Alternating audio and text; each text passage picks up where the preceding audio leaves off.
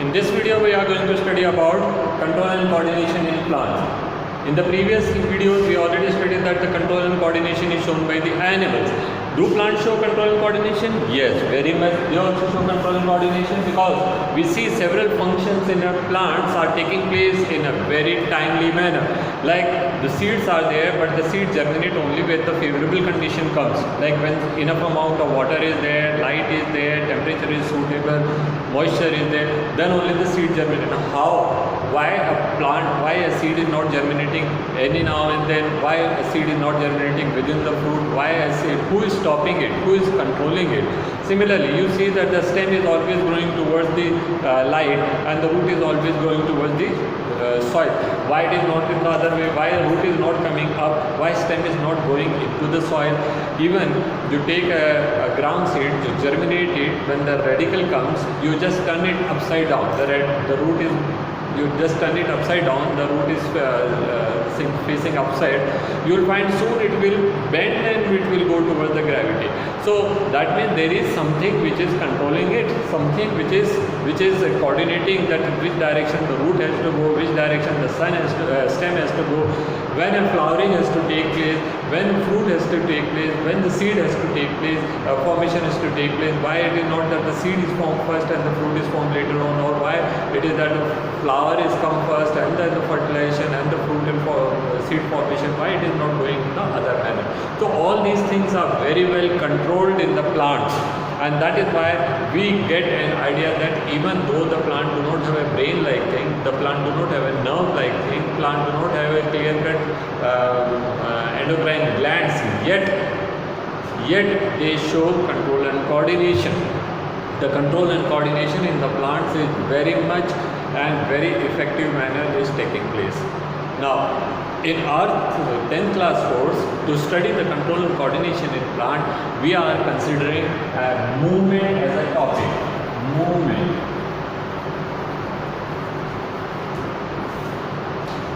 Now, movement, if it is shown by any living being, whether it is plant or animal, naturally it is very much controlled, very much coordinated.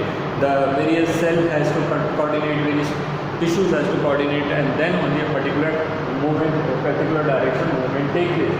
And in the yesterday's class I was teaching that the movement in the plant is around two types, that is the tropic movement and nastic movement.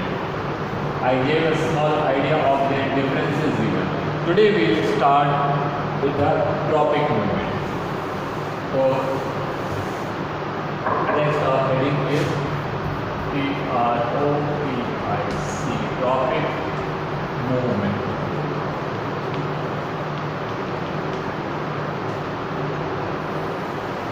The tropic movement are those movements which are taking place in a particular direction. They are direction specific. As you see, the stem always grows towards light. The root always grows away from the light. The root always grows towards water. The stem always grows away from the water.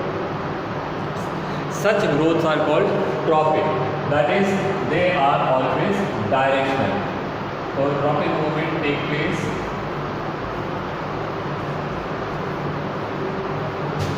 in a specific direction. It always occurs in a particular direction. Now, the second thing that is how they grow in a particular direction. The tropic movement is because of the addition of new cells and tissue in a particular direction. So, it involves growth or formation of new cells in a direction. Now, third thing, when it is involving the formation of cells in a particular direction, definitely it will take time. So it is slow and take time. And since they take time, they are slow process, it will often remain unnoticed. The movement in the animals are very easy to notice. Sometimes you see when an animal is not moving, you think it is dead. Or for quite some time you just observe whether the dog is moving, whether it is breathing, the body is moving up and down, the stomach is moving up and down or not, whether you just throw something. So you just want to see obvious movement, the movement which is obvious, and you make out that the animal is alive. But it is not the case of plant. You cannot see, keep on looking at the plant and you will think that the stem is moving. No, it in a day or two, it takes, it may grow only 1 millimeter to 2 millimeter. There are some plants which grow almost 1 to 2 centimeter in a day, but there are most of the plants which are growing at a very, very slow rate, and that is why they often remain unnoticed, and that is why we are not very much aware of these type of movements. Again, another important thing, that is the tropic movements are taking place because of the growth in a particular direction. They cannot be reversed. They suppose the stem is, or the stem was already grown up to this side, this height. The leaves are there, and now the upper portion of the stem has to move towards this direction. So only the upper portion will go in this direction because the growth is taking place in direction. It is not that the lower portion will also grow. Unlike in animals who have got muscles, the plant do not have any muscles to show any movement. It is due to the growth, and the growth which is taking place in a particular direction cannot be reversed. So they are irreversible. The tropic movements are irreversible.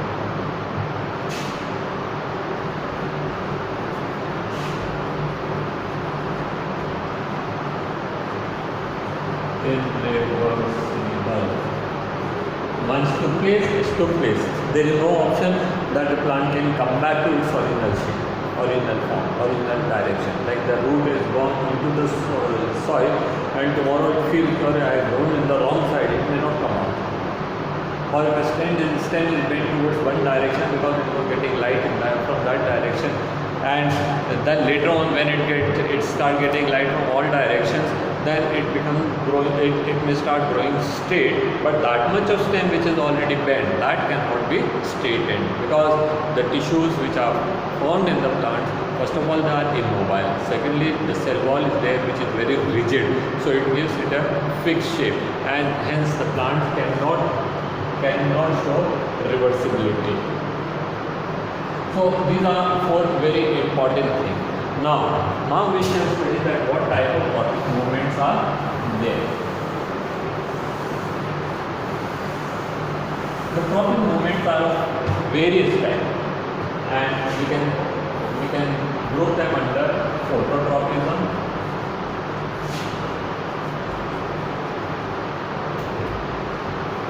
geotropism, hydrotropism, thigmotropism, and chemotropism. Phototropism, geotropism, hydrotropism, thigmotropism, and chemotropism.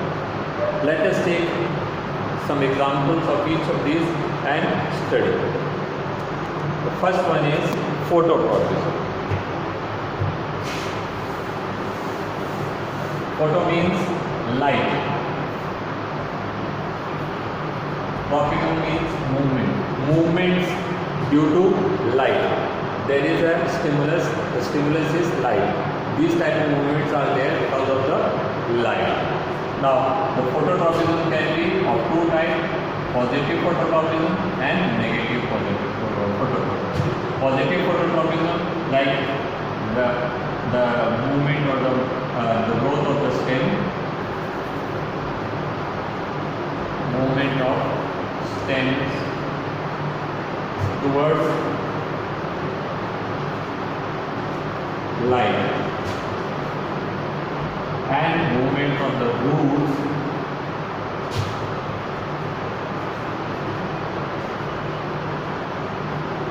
away from light.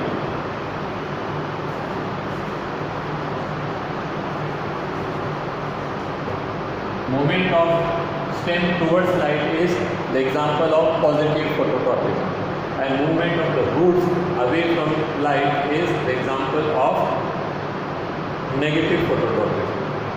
Do they really happen? Let us take some examples. You put some of the seeds for germination. Suppose gram seeds you have put for germination. After 2 days you will find that the radical is come out and the pinule is also come out. The radical is the one which is growing longer than the pinule. Now what you do, you just put it upside down. So the radical which was longer and the pinule which was short, the pinule is towards the gravity and the radical is towards light. And give it like that only for 2-3 days. Now it is not an animal which will turn back. What you find further, this was our seed. The radical had already grown up here. Now it started bending down. The stem which was already there, now it started bending upwards. So here it shows that the stem is moving towards the light, that is phototropic, and the root is negative phototropic, that is it is moving away from the light. Consider another example which is given in the book. That is, what we have to do is we have to take a potted plant.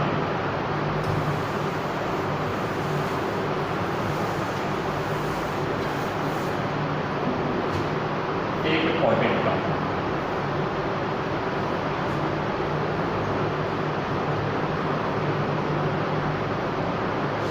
Just along the length of, along the plant, put a stick up to the height of the plant. That is, the plant goes up to this height. So this is showing the actual initial length. Now, using a cardboard box, you can cover it. Cover the plant using a cardboard box. Having a small hole in one direction, so it gets light only from this direction.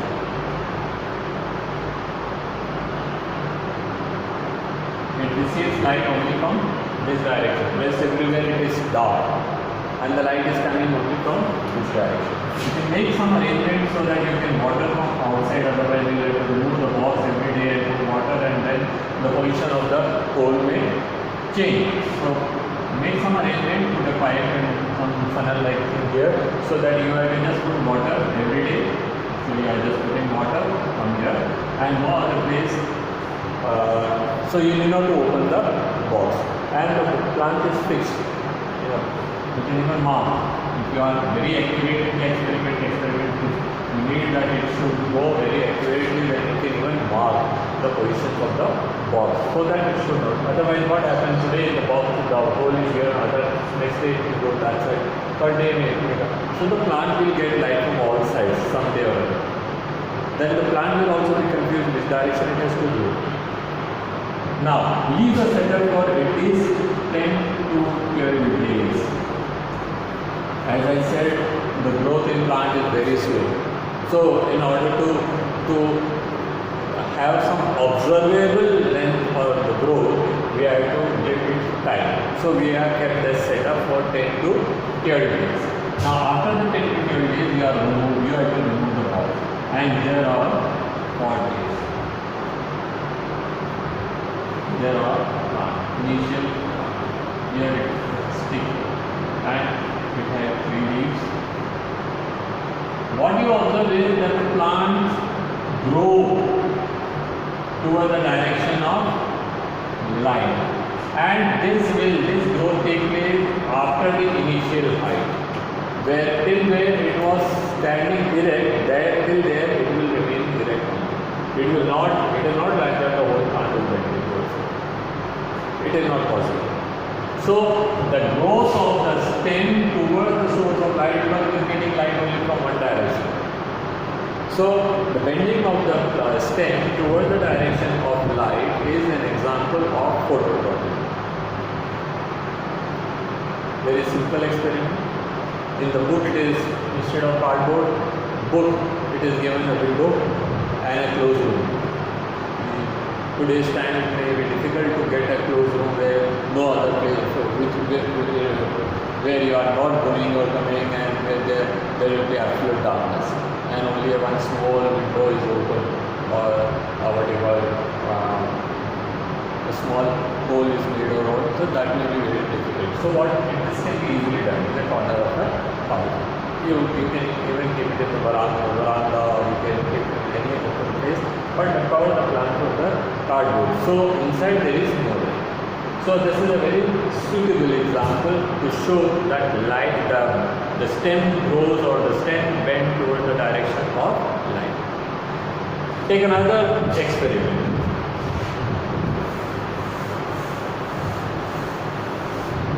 Take a potted plant.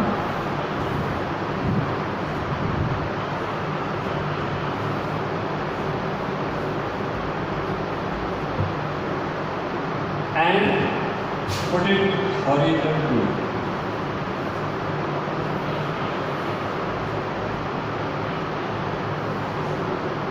So it has 3 leaves here, second leaf, and leave the setup like this for 10 to 15 days.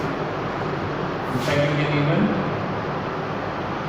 the root may also be growing straight. Of course, we need not to open it. Now leave the setup like this for 10 to 15 days, and you can even observe every day, no problem. And what you will find that the stem, the new stem will bend towards light, and the roots, if you open the pot, you will see the root will bend towards gravity. So this one experiment can show both, that is the bending of the light or growth of the bending of the stem towards light or bending of the root towards gravity. So that is another thing, but more precise experiment was one. If the question is asked, explain phototropism with one suitable example, you have to draw the first experiment. You have to draw the first, but this is only for your explanation. Okay. Next we shall study geotropic. This was a suitable experiment for geotropic.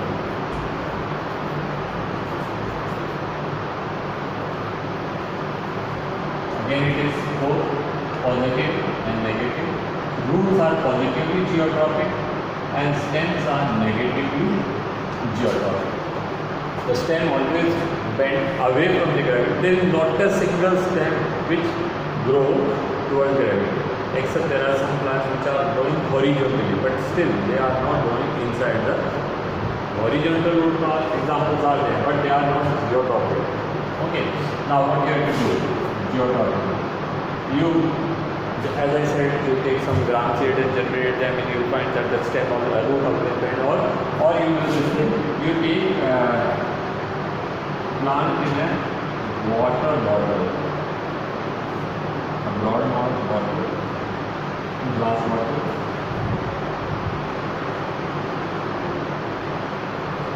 And the water is filled, and a plant is there, or there, plant is there, and the root is there. Now such a setup you put horizontally. So this is the neck and this is the top, and the plant is here, root is here, and the plant is here. Now leave the setup for few days. So here the water will have some minerals and all, and this.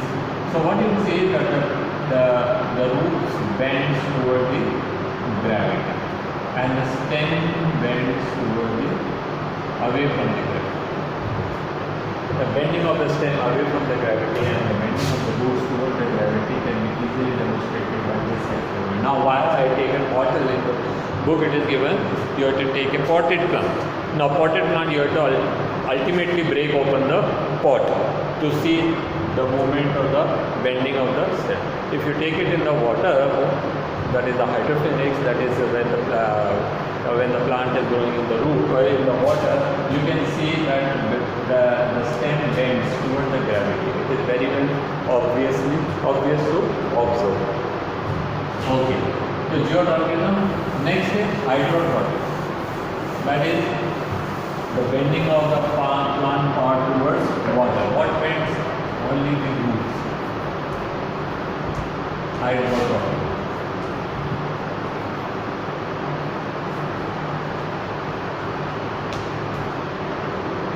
Take a broad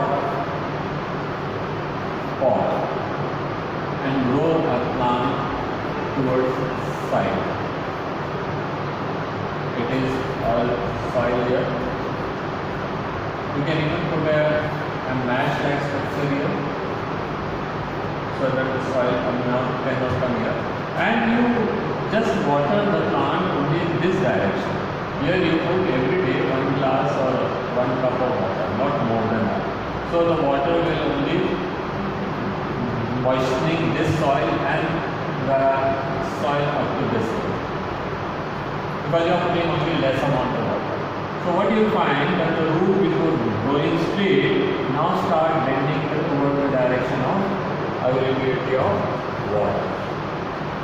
So the bending of the roots towards the availability of water or towards the direction of availability of water is an example of hydrotropism. This experiment is not given in book, so you have to design your own experiment. What you have to do is take a broad pot, and in that pot you grow a plant towards one side. You can even divide the soil into 2 equal halves with some mash or some cloth-like structure. So when you water, the water mainly remain here only. You should not put this much of water that the entire pot becomes wet. Only this much of part is wet, and the water from the gravity, only little bit water reaches this side. And what you will find that the roots of the stem bends and goes in search of water. So it is an example of hydrotropism, movement of the roots towards the source of water. Beautifully explained. Okay. The next is chemotropism.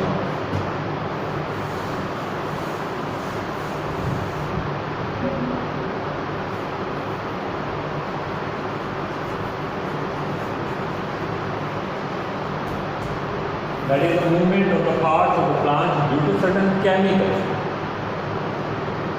This can be seen in the pollen tube, the growth of pollen tube.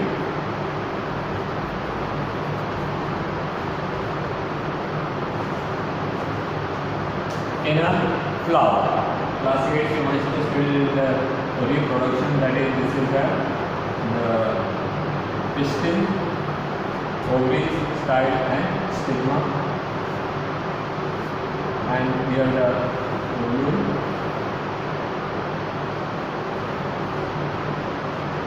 And this pollen falls here. Now, how do pollen know that which direction they have to go, where the egg is, where is the egg located? So that can be guessed by the pollen tube by presence of certain chemicals. So here this is a chemical stimulus, and the chemical stimulus guides the growth of the pollen tube towards this direction. You must very much appreciate it that the pollen tube can't see anything, yet it is growing in a specific direction. How a pollen tube comes to know that which direction I have to go, till where it has to go, and then bend. So all these things can be guessed by the pollen tube only because of the chemicals which are secreted by the ovule. The ovule is secreting some chemicals, and these chemicals are stimulating the pollen tube to grow in that direction. And the last one of the tropism is thigmotropism. Thigmotropism is tropism due to touch.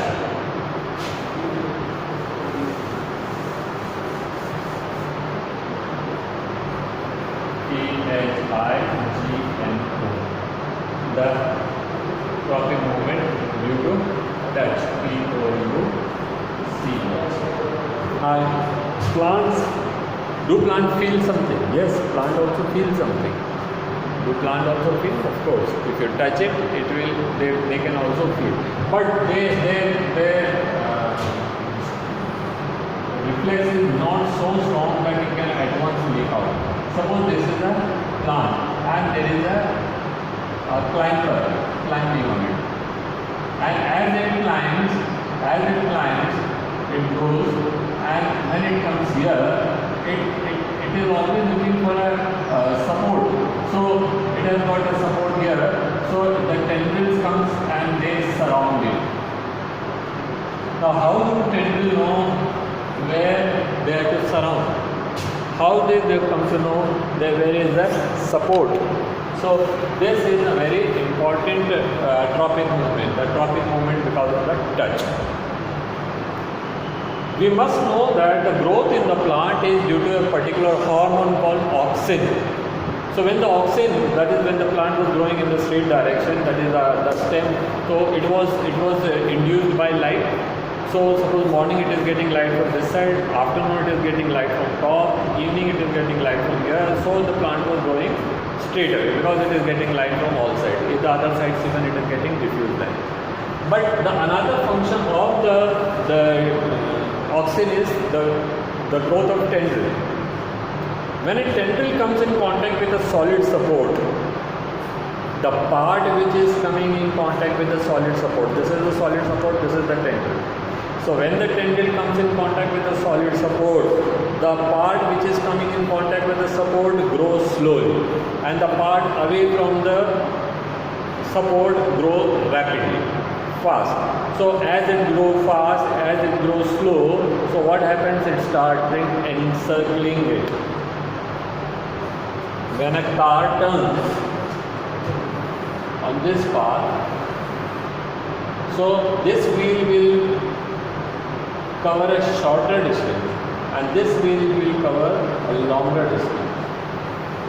Similarly, when the tendril is bending, these cells are growing less. Here they have to add only few number of cells. Where in this direction they will add large number of cells, many cells, in order to perform that bending. So the auxin is causing the differential growth. This side the growth is less, this side the growth is more, and this will continue as long as it is coming in touch with a solid support, and it will form a spring-like structure and it will hold the support and don't let the climber fall. So we have studied 5 examples of tropic movement.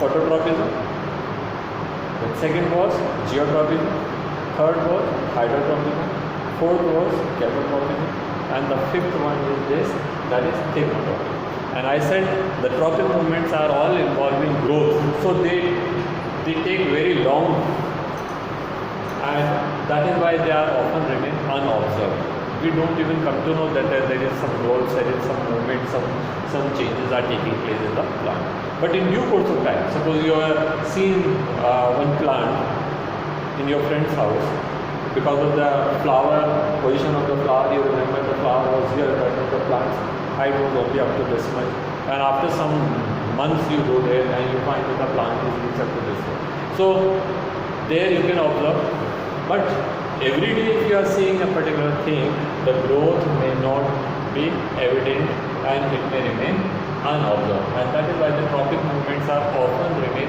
unobserved. Okay, so that's all for the tropic movement today. In the next class, that is tomorrow, we will study about monastic movement and then differences between them. So one of the parameter of study of control and coordination is movement. That's not all. I said it is not that the control and coordination involves only movement. Flowering, seed formation, seed germination, fruit formation, the germination of the seed, and so many different things. All these are taking place in a synchronized manner, in a timely manner, in well-planned manner, and they are following one another, the processes, and that is actually an example of control and coordination, that the plant can also control certain processes as and when they require. They will do it. If not required, they will not. If they will not touch the chemical is coming in, not coming in contact with any solid object, it will not bend. Thank you children. That's all for today.